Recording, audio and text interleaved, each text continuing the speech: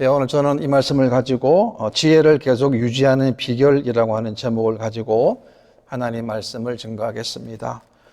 벌써 한 해의 끝자락에 와 있습니다. 시간이 정말로 빨리 가고 있습니다.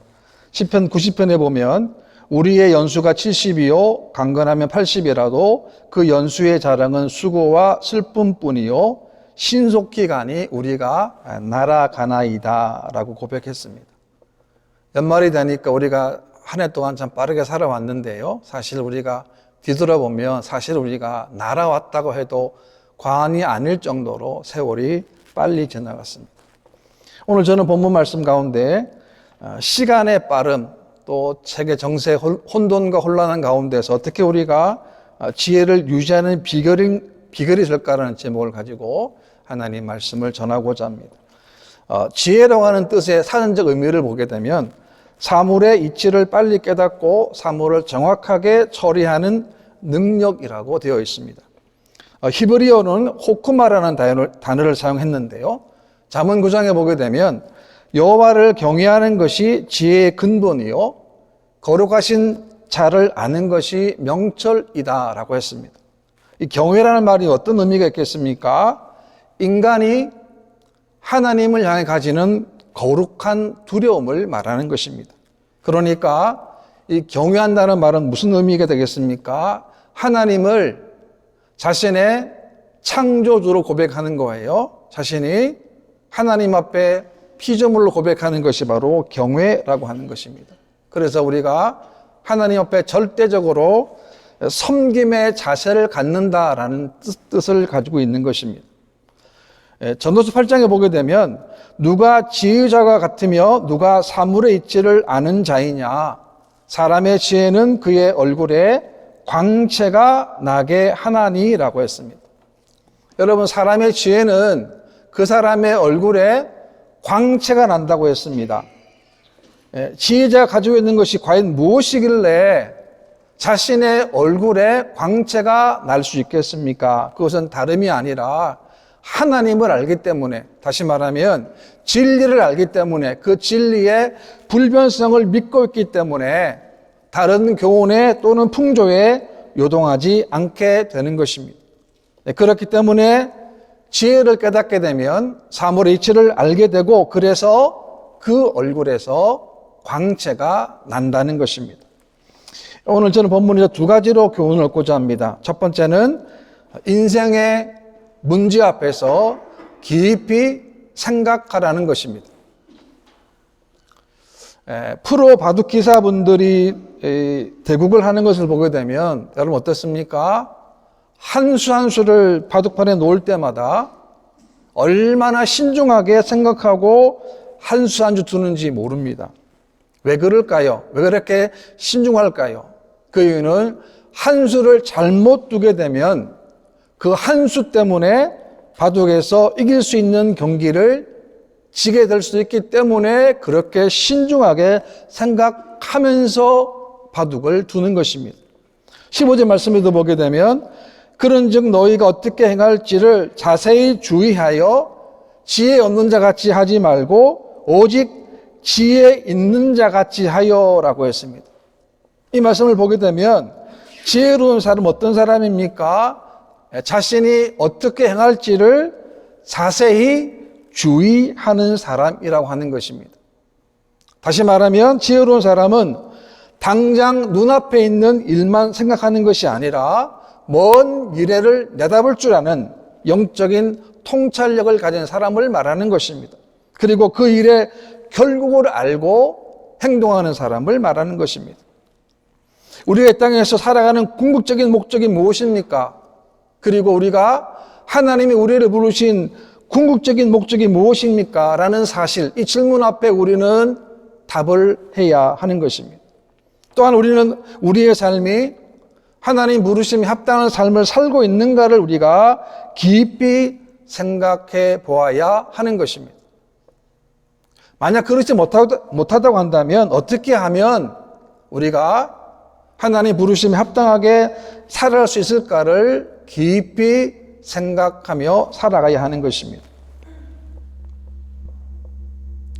우리가 하나님께 깊이 생각하기 위해서는 다윗처럼 하나님 앞에 질문하고 하나님께 답을 구하고 하나님께 질문하는 인생이 되어야 하는 것입니다. 다윗이 전쟁을 앞두고 최종 승리는 누구한테 받았습니까? 다윗은 하나님께 승리를 받았습니다. 하나님께 답을 구했습니다. 그리고 그 답을 가지고 어떻게 했습니까? 전쟁터에 나간 것입니다. 그렇기 때문에 다윗이 전쟁에서 승리하게 된 것입니다.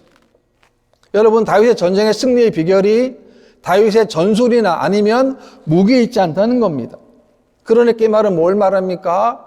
하나님의 뜻을 무시하거나 하나님의 뜻을 도외시해서는 결코 지혜로운 인생, 지혜로운 삶이 될 수 없다는 것입니다. 아무리 좋게 보이는 길이라 할지라도 하나님께 먼저 물어봐야 합니다. 왜 그렇습니까? 하나님의 뜻을 먼저 알아야 하기 때문에 그렇습니다. 이 과정이 생략되게 되면 인생은 굉장히 어렵습니다. 문제가 계속 꼬이게 되는 거예요. 왜? 하나님의 뜻이 아닌 일을 계속 고집하기 때문에 그렇습니다. 여호수아를 봐도 마찬가지입니다. 여호수아도 연전연승하지 않았습니까? 그런데 기브온 사람들한테 속게 되는데요. 기브온 사람들이 꾀를 냅니다. 어떻게 꾀를 내냐면 여호수아와 조약을 맺는데 사신을 보내긴 보내는데 어떻게 보냈냐면 낡은 옷을 입히고 다 마르고 곰팡이가 난 떡을 준비했습니다. 그리고 그들이 고백하는데 우리가 먼 나라에서 왔다고 거짓말을 하죠. 그리고 우리와 약조를 하자는 겁니다. 그리고 자신들이 가지고 온 오래된 떡 곰팡이 나는 것, 또 찢어진 포도주를 담은 가죽 부대를 보이는 거예요. 그때 이스라엘 백성들은 결정적인 실수를 하게 됩니다. 성경에 보게 되면 이렇게 기록했는데요. 무리가 그들의 양식을 취하고는 어떻게 할지는 여호와께 묻지 아니하고라고 했습니다. 지금까지 여리고성과 아이성의 다시 재도전 이런 모든 과정이 이스라엘 백성들이 하나님이 주도하셨고 하나님 명령하셨고 하나님 말씀하셨을 때 따라갔을 때는 승리했어요. 그런데 그러다 보니까 이스라엘 백성들은 하나님께 묻는 과정을 축소했다는 거죠. 이것이 바로 어떤 삶입니까? 바로 지혜 없는 자의 삶의 방식의 모습이라고 하는 것입니다. 어떤 방식입니까? 자세하게 주의하지 않는 것입니다. 누군가가 나에게 접근을 하고 뭔가 이유 없이 향응을 베풀 때는 그 속에는 무서운 음모가 도사릴 수도 있다는 겁니다. 물론 선의의 마음으로 착한 마음으로 좋은 마음으로 하는 경우도 있습니다. 그래서 그것을 가릴 줄 아는 것이 바로 지혜라고 하는 것입니다. 지혜 없는 사람은 어떻게 됩니까? 나중에는 자신의 함정에 빠져서 꼼짝없이 당하고 말게 되는 것입니다. 그렇기 때문에 우리도 어떤 문제를 만나거나 어떤 일을 시작하거나 어떤 모든 일을 계획할 때 항상 깊이 숙고하고 깊이 생각한 다음에 결정을 해야 합니다. 그 이유를 17절 보게 되면 이렇게 설명하는데요. 그러므로 어리석은 자가 되지 말고 오직 주의 뜻이 무엇인지 이해하라는 겁니다. 앞서서 말씀드린 것처럼 우리가 문제를 만나거나 어떤 일을 경험할 때 깊이 생각해야 되는 이유가 뭡니까? 다른 것이 아니라는 거예요. 왜 깊이 생각합니까? 그것은 곧 주님의 뜻을 알기 위해서 깊이 생각하라는 거예요. 그러니까 어리석은 사람들은 어떤 사람입니까? 주의 뜻을 아는데 관심이 없는 사람들이에요. 그러니까 주님의 뜻을 모르니까 자기 뜻대로, 자기 마음대로, 자기 방식대로 어리석은 결정을 하게 되는 것입니다. 우리 성도들은 나를 위한 하나님의 계획, 나를 향하신 하나님의 뜻이 무엇인지를 분명히 우리가 알아야 되는 거예요. 이 과정은 굉장히 중요합니다. 왜? 이 과정을 소홀히 하니까 당하지 않아도 되는 고통과 어려움들을 당하게 되는 것입니다. 그래서 우리는 하나님을 우리가 가장 먼저, 가장 최중심에 모시고 섬겨야 하는 것입니다. 그리고 하나님 말씀이 바로 그 자리에 있게 해야 하는 것입니다. 로마서 12장 말씀에도 보게 되면 너희는 이 세대를 본받지 말고 오직 마음을 새롭게 함으로 변화를 받아 하나님의 선하시고 기뻐하시고 온전하신 뜻이 무엇인지 분별하도록 하라라고 했습니다. 여러분, 우리가 구원받은 다음에 하나님 뜻이 있다는 거예요. 그것을 어떻게 됩니까? 찾아야 되는 거예요. 나를 향하신, 또 우리 교회를 향하신, 우리 가정을 향하신, 우리 사업을 향하신 하나님의 뜻이 무엇인지를 우리가 분별해야 하는 것입니다. 왜냐하면 우리는 세상에 속해 있지만 우리는 하나님의 거룩한 백성들이기 때문에 그렇습니다. 문제는 뭡니까? 문제는 여전히 세상의 방식대로 살 것인가, 아니면 하나님의 방식대로 살 것인가라는 이 문제라고 하는 것입니다. 우리는 세상 방식이 아닙니다. 구원받은 하나님의 자녀이기 때문에 우리는 이제는 앞으로는 어떻게 살아야 되겠습니까? 하나님의 방법대로, 하나님의 방식대로 살아가야 하는 것입니다. 우리 성도들의 싸움이 이 싸움인 겁니다. 세상적인 방법이냐 아니면 하나님의 방법이냐는 것입니다. 여러분, 성도의 진정한 모습은 어디에서 찾아볼 수 있습니까? 그것은 우리가 세상을 본받지 않는 것입니다. 세상 따라가지 않는 거예요. 그 세상은 끊임없이 요구합니다. 성도들 하여금 세상을 따라오라는 거예요. 너무 좋다는 거예요. 너무 기쁘다는 거예요. 세상이 너무 좋다는 거예요.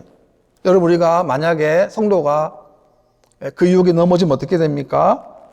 성도가 멸시를 당하는 거예요.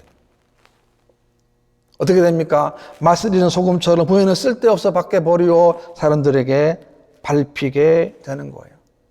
그렇기 때문에 우리는 이 싸움에서 승리해야 됩니다. 어떻게 해요? 하나님의 방법대로, 하나님의 방식대로 우리가 살아가야 하는 것입니다. 16절 말씀에도 보게 되면 세월을 아끼라 때가 악하니라 라고 했습니다. 우리가 지금 때가 악합니다. 믿음이 없습니다. 패역한 세대예요. 불법이 난무하는 시대 아닙니까? 시편에 보게 되면 그래서 우리에게 우리날 계수함을 가르치사 지혜의 마음을 얻게 하소서라고 기도했습니다. 우리는 시간이 얼마나 소중한지 몰라요. 얼마나 귀한 일입니까? 왜 그렇습니까? 우리의 시간을 우리가 하나님께 드릴 시간이 그렇게 많이 남아있지 않다는 거예요. 왜? 언제 끝날지는 우리가 아무도 모르기 때문에 그렇습니다. 우리 시간을 보게 되면 우리가 중요한 거 두 가지입니다. 고전적 의미인데 뭘 먼저 할 것이냐는 거예요. 첫 번째는 뭡니까? 중요한 것을 먼저 할 것인가? 아니면 긴급한 것을 먼저 할 것인가? 이 문제인 것입니다. 우리가 늘 바쁘다고 얘기하는 것을 가만히 보게 되면 대부분 어떤 일입니까? 긴급한 일에 매였기 때문이죠. 그러니까 바쁘기는 바쁜데 별 소득이 없이 그냥 바쁘게 살아가는 거죠. 당장 눈앞에 보이는 닥친 일을 해결하려고 동분서주하게 된다는 말인 것입니다. 그러나 우리가 아무리 바빠도 아무리 분주해도 정말 중요한 것이 있습니다. 그게 뭡니까? 하나님과의 만남의 시간이라고 하는 것입니다. 왜 하나님 만나야 합니까? 하나님이 우리 인생의 모든 열쇠를 하나님이 가지고 계시기 때문에 그렇습니다. 여러분, 다니엘을 보십시오. 다니엘은 그 바쁜 그 수많은 일 가운데도 예루살렘을 향하여 창을 열어놓았습니다. 그리고 하루에 3번씩 기도했다는 거예요. 왜 기도했겠습니까? 왜 창을 열어놓았겠습니까? 왜 예루살렘을 향하여 기도했겠습니까? 하나님이 자신의 이제 길을 가지고 있음을 다니엘이 알았기 때문에 그렇습니다. 그래서 우리가 아무리 바쁘고 아무리 분주하다 할지라도 가장 먼저 우리는 하나님을 만나야 하는 것입니다. 우리 기도할 때 만나야 합니다. 여러분, 말씀 들을 때도 만나야 합니다. 말씀 읽을 때도 만나야 합니다. 묵상할 때도 하나님 만나야 하는 거죠. 기도 말씀을 게을리하는 사람은 결코 지혜로운 인생, 지혜로운 삶을 우리가 살 수 없다는 거예요. 무슨 말입니까? 그만큼 하나님과의 관계가 중요하다는 거예요. 하나님 앞에서의 시간이 많으면 많을수록 그 인생은 복되고 깊어지고 하나님의 축복이 넘치는 삶이 될 줄로 믿으시기를 바랍니다. 왜? 하나님이 역사하시기 때문에 그렇습니다. 우리 살다 보면은 실수를 많이 합니다. 얼마나 많이 했습니까? 과거에. 얼마나 경솔했습니까? 우리가 하나님 앞에 있는 시간이 많으면 많을수록 우리가 경솔함의 실수를 더 적게 미연에 방지할 수 있기 때문에 그렇습니다. 우리의 중심 어떻게 잡을 수 있습니까? 다른 것이 아닙니다. 주님의 뜻에 우리의 중심을 잡아야 하기 때문에 그렇습니다. 그래서 주님의 뜻을 알기 전까지는 함부로 움직이면 안 됩니다. 왜? 그 내 뜻이거든요. 우리는 언제나 먼저 주님의 뜻을 향하여 쫓아갈 수 있는 그런 믿음의 삶 되시기를 바랍니다. 그 다음에 두 번째는 성령으로 충만함을 받으라입니다. 18절 말씀 보게 되면 술 취하지 말라 이는 방탕한 것이니 오직 성령으로 충만함으로 받으라라고 했습니다. 이 두 가지를 비교했는데요. 하나는 술 취하는 것, 하나는 성령으로 충만함 받는 거예요. 여러분 술 취한다는 건 다른 말로 얘기하면 뭘까요? 세상에 취하는 겁니다. 세상이 너무 좋은 거예요. 세상을 바라보고 세상 것으로 만족하는 거예요. 너무 기쁜 거예요. 세상만 바라봐도. 그런데 세상의 취함의 결말이 뭡니까? 한글 성경에는 방탕함이라고 되어 있는데 영어 성경에 보게 되면 because that will ruin your life. 당신의 삶이 파멸된다는 거예요. 완전히 몰락된다는 거예요. 어떻게요? 방탕하게 되면, 세상 따라가게 되면 성경에서 분명히 말씀하고 있다는 거예요. 어떤 사람이 아무리 고매한 인격을 가지고 있다 할지라도 그 사람이 세상에 취하거나 술 취하게 되면 어떻게 됩니까? 예외가 없습니다. 방탕하게 되는 거예요. 그래서 성경에서 술 취하지 말라고 강력하게 말씀하고 있는 것입니다. 대신에 우리가 해야 될 일이 뭡니까? 대신에 할 것이 뭐냐면 성령으로 충만함으로 받는 거예요. 다시 말하면 우리가 성령을 충만하면 받고 살아가는 거예요. 그러니까 이 말씀이 뭔 말입니까? 우리가 세상과 승리하는 비결이 뭡니까? 그것은 우리가 성령 충만한 상태를 계속 유지하는가 그렇지 않은가 그 차이라고 하는 것입니다. 왜냐하면 여기서 나오는 시제가 현재 시제이기 때문에 그렇습니다. 그러니까 항상 성령 충만하라는 말씀인 겁니다. 여러분 성령 충만이 어떤 내용, 어떤 의미이겠습니까? 이 성령 충만함이라고 하는 것은 성령님에 의해서 지배받고 성령님에 의해서 다스림을 받는 것을 말하는 거예요. 그런데 성령 충만을 오해하는 경우들도 있습니다. 어떤 오해냐 하면 뭔가 신비스러운 체험을 하고 황홀하고 어떤 감정적인 경험이라고 생각하는 경우들이 있습니다. 또한 이 성령 충만함을 은사 충만함으로 생각하는 경우들도 있습니다. 물론 은사가 중요하고 필요합니다. 그런데 성령 충만함이 곧 은사 충만함만을 의미하는 것은 아니라는 것입니다. 무슨 말입니까? 우리가 성령 충만함이라고 하는 것은 우리 일상적인 삶 가운데 우리가 성령님의 인도를 받아 살아가는 걸 말하는 거예요. 그러니까 성령 충만함은 다른 것이 특별한 뭔가 있는 것이 아니고 우리의 일상적인 삶의 경험이 되어야 하는 것입니다. 그래서 우리가 이 성령 충만함을 받기 위해서 특별히 힘써야 할 것이 있습니다. 골로새 3장 말씀 보게 되면 그리스도의 말씀이 너희 속에 풍성히 거하여 모든 지혜로 피차 가르치며 라고 했습니다. 무슨 말입니까? 우리 마음속에, 여러분 우리 마음속에 하나님 말씀으로 가득 채우라는 거예요. 말씀이 우리 안에서 풍성히 거하도록 하라는 거예요. 그러면 그 말씀이 우리 안에 가득 차서 그 말씀이 말씀의 지혜로 가르치게 됨을 말씀하고 있는 것입니다. 시편 1편에 보게 되면 복 있는 사람을 말씀하지 않습니까? 복 있는 사람들은 어떤 사람입니까? 악인들의 꾀를 따르지 아니하며 죄인들의 길에 서지 아니하며 오만한 자들의 자리에 앉지 아니하는 사람들이에요. 이런 사람들을 우리가 복 있는 사람이고 이런 사람들을 우리가 지혜로운 사람들이라고 할 수 있는데 어떻게 하면 지혜를 얻을 수 있습니까? 2절에 보게 되면 오직 여호와의 율법을 즐거워하여 그의 율법을 주야로 묵상하는 도다라고 했습니다. 그러니까 시편에서 말하는 복 있는 사람은 어떤 사람입니까? 하나님의 말씀을 통해서 하나님의 지혜로 살아가는 사람들이라는 거예요. 왜 그렇습니까? 이 세상에는 수많은 사람들, 오만한 사람들, 악인들, 죄인들이 많이 있기 때문에 그래서 그 기준이 뭡니까? 하나님 말씀에 따라서 오직 말씀을 즐거워하며 그 율법을 주야로 묵상하는 사람들이라고 했습니다. 또 시편 119편에 보게 되면 내가 주께 범죄하지 아니하리 하여 주의 말씀을 내 마음에 두었나이다 라고 했습니다. 얼마나 놀라운 말씀입니까? 내가 범죄하지 않기 위해서 주의 말씀을 내 마음에 두었다는 거죠. 그러니까 내 마음 안에 주의 말씀이 없으면 어떻게 된다는 거예요? 나도 모르게 범죄에 동참하게 되고 나도 모르게 동조하게 된다는 거예요. 왜 세상 유혹이 흔들립니까? 마음을 잡아줄 하나님의 말씀이 없거나 부족하기 때문에 그렇습니다. 오늘 세상의 공격을 보십시오. 얼마나 강력하게 오는지 몰라요. 우리는 항상 위의 것 생각해야 됩니다. 근데 세상은 뭐라 그럽니까? 땅의 것만 보라는 거예요. 아닙니다. 우리는 언제나 위의 것을 바라보아야 하는 것입니다. 또 오늘 성경에 보게 되면 그러면 성령 충만한 상태는 어떤 상태인가를 말씀하고도 있는데요. 19절 말씀 보게 되면 시와 찬송과 신령한 노래들로 서로 화답하며 너희의 마음으로 주께 노래하며 찬송하라는 거죠. 때로 술 취한 분들이 노래하지 않습니까? 술 취해가지고 흥을 노리지 않습니까? 취해 있다는 거, 취하기 때문에 나온 거 아니겠습니까? 마찬가지. 우리가 성령으로 취하게 되면 우리 입술로 시와 찬송과 신령한 노래가 나오게 되는 거예요. 하나님을 노래합니다. 하나님을 찬양하는 거예요. 왜? 너무 감사하니까.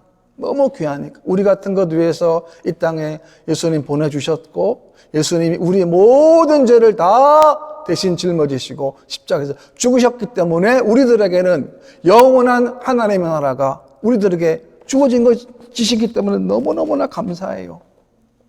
우리가 찬양 부르며 우리 마음속에 있는 쓴뿌리들이 상처받은 마음들이 다 사라지는 거예요.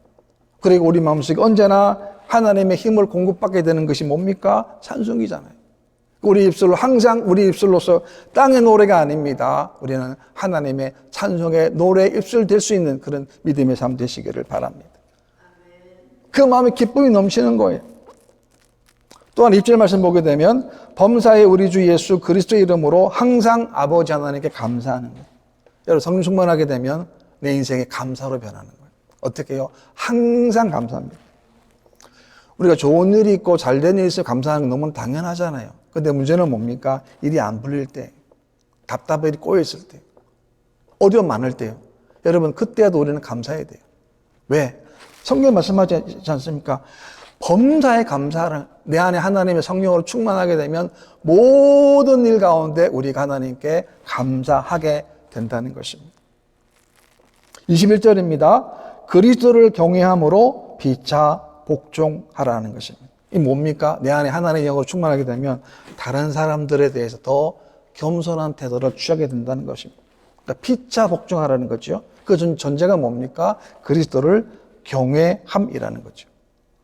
거룩한 두려움을 가지고 서로가 서로에게 복종하라는 말입니다. 특별히 교회는 서로가 서로에게 겸손함을 섬기는 것을 우리가 훈련받는 곳입니다. 그 전제가 뭡니까? 그리스도를 경외함이라고 했습니다. 세상 사람들이 그렇게 원하는 부귀영화가 영원한 하나님 나라에서는 어떻습니까? 다 풀과 같습니다. 꽃과 같습니다. 풀은 마르게 됩니다. 그리고 꽃은 곧 떨어지게 되는 거예요. 이것을 아는 것이 뭡니까? 영적인 지혜라는 거예요. 하나님 우리 모든 것들을 다 아시는 분이십니다. 그렇기 때문에 우리들은 하나님만을 의지해야 됩니다. 하나님 말씀만을 신뢰해야 됩니다. 약속만을 믿고 우리가 나아가야 되는 것입니다. 여러분 세상의 부귀영화는 곧 사라지는 거예요. 사라지기 때문에 부러워할 이유도 없습니다. 의지할 이유도 없습니다. 왜? 곧 사라지기 때문에 그렇습니다. 이따 영원한 것이 뭐가 있습니까?